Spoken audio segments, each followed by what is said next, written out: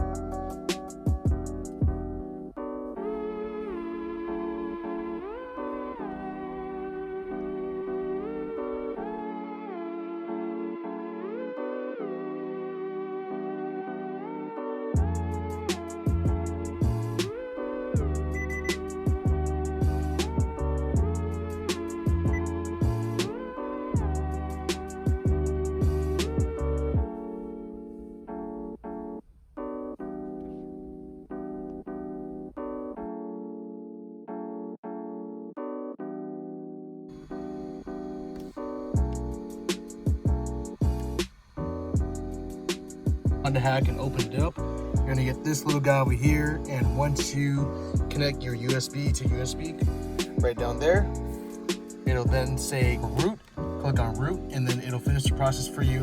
Then you'll start to see your head unit go all crazy for about a few minutes, and then once you hear your speakers go out, that's when you know it's been done, and then it'll reboot the head unit and you're all set.